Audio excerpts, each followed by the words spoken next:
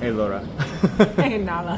Good afternoon. The intro is always the hardest part. Yeah. So why you think is important to learn the historical thing and cultural thing of the Afro-American things and also the history of Lindy Hop and swing dance? What is the impact or the influence to you? I mean, to me, I feel like the history of African American culture and the history of Lindy Hop is the same thing.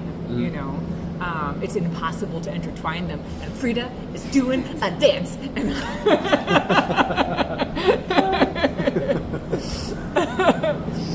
To me, I think that the history of Black culture and the history of Lindy Hop are the same thing. I think you can't pull them apart. And I feel like... It's fine. Okay, good. I'm not sure how. I think like the first and most superficial reason to learn about any of this history is if you like cool stories, they're all over the place, you know? They're all over like these interesting characters and the way touring used to work and the way musicians and dancers used to interact and the political climate and how like this situation turned into this situation, turned into this situation, and the mindset that fueled all of this different abundance of art that came out around the 1930s and the Harlem Renaissance. Like, if you love good stories, like, look into history. I love reading musician biographies, and some of it has political stuff, but some of it is just like learning about them as an individual human. Like Lunsford's biography, Jimmy Lunsford, is so interesting because you hear about him like as a young person. Before he was a band leader, he was like a star athlete, and like he fell in love with somebody and she loved him back, but her dad didn't like him.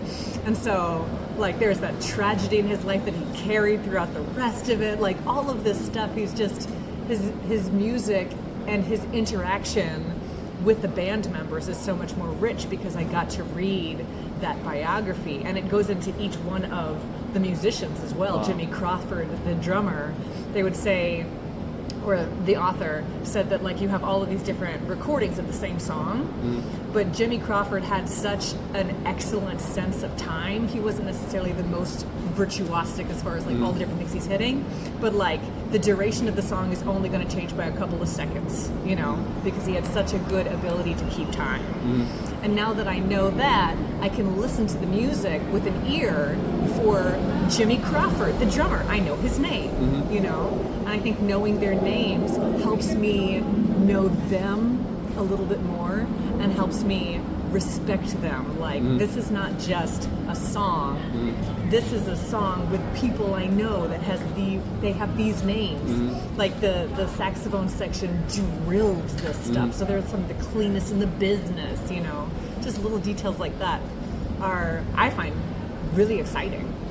So you find lots of good things, story from the musicians, their story, and also the dancers' story, right? Right. Now there's more abundant information from the musician side because there were more musicians, and the musicians had more clout. They were the superstars, you know, like Beyonce has a biography and Count Basie has a biography, you know, like they were the stars, and the dancers just looked up to them and loved them. So for me, I feel like there are fewer biographies of the dancers, but the ones that I found, again, like very interesting.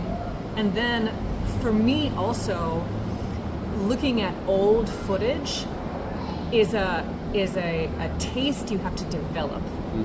Like if you look at ILHC from last year, everything's in HD and it's in color and you see close up and it's very easy to understand what's happening. But for a lot of the old footage for me, it's grainy, maybe the music isn't synced up totally well, it requires some imagination, you know? And so it took me longer to have an appreciation for what the dancers were presenting. And I think the thing that helped me get past that is like learning about the individual dancers. Like I feel like for me, once I know that they have a name, like what their name is, I care a little bit more. And then also, the more about the culture I learn about, the more details in their dancing I can notice, even with that grainy footage, you know? Like they don't have the same emphasis and lead follow the way we have today. It's not that it's not there, but it's not emphasized in the same way. And I think with my eyes from the future, that's the biggest thing that I would notice at first. You know, the biggest shapes are the shapes that the lead and the follow make together, you know. And so you have to look a little bit deeper. And I think a tool to help you look deeper is learning about the culture and the things that they care about. That's great. I think that you've been in Korea several times, and also you travel all over the world. So what do you find from the not just in US, it's like some difference in other country? What you found in Korea or some other country? Something different from your hometown? From my hometown, Or man. or US or New York or In the U.S., man, I think like on one level, movers are very similar. You know, like if people come into lead follow without a background of dancing, people are going to have the same kind of trouble with rhythm. People are going to have the same kind of trouble with connection, which is really convenient for me because then I don't have to like resolve the puzzle every time I go anywhere. But I think like one of the things that I love about Lindy Hop is because it emphasizes the individual so much. Like you kind of get a little bit more of the personality of the culture you're visiting because that personality is able to shine through the platform of Lindy Hop. You know, like I don't know how to describe Americans because it's like the water I swim in. You know what I mean? But like something that really stands out to me in Korea is like I feel like the choices that you would make would be so different than the choices I would make because you're coming at it from a different angle, you know? And I know that's very vague. But you would do like funny things, you know, like that were things that were meant to be humorous instead of only meant to be badass, you know?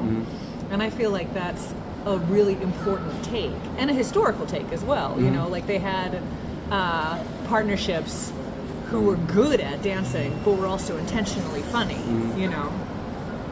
So what's your advice for the dancer who just start dancing in Korea, and then the who not really have many experience about the culture, historical things?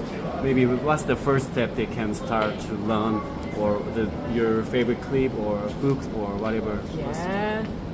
Yeah. Any advice for younger I think dancer? like as a dancer, as a young dancer, the first step is just going out to dances, you know, like it's so like don't even worry about the history, don't worry about the intimidating culture. Like step one is just go to a dance and have fun, you know, like it's so rare for people to be brave enough to try something new. I think, you know, the number of people that allow themselves to have fun doing something that they're not good at is very few. And so that's step one. If you're doing it, you win. That's great, you know. And then I think an easy step two is when you hear a song you like, document what the song is, and then look up what album that song is on, what other songs are connected to that song. Maybe if a soloist really stands out, you're like, oh, that saxophone player is amazing. Who's that saxophone player? Oh, it's Johnny Hodges. Is he a famous person? Is he connected to anybody? Oh, he's connected to Duke Ellington. Oh, I know he's the dude with the top hat, you know? And so then you start creating this spider web of names who have relationships with each other.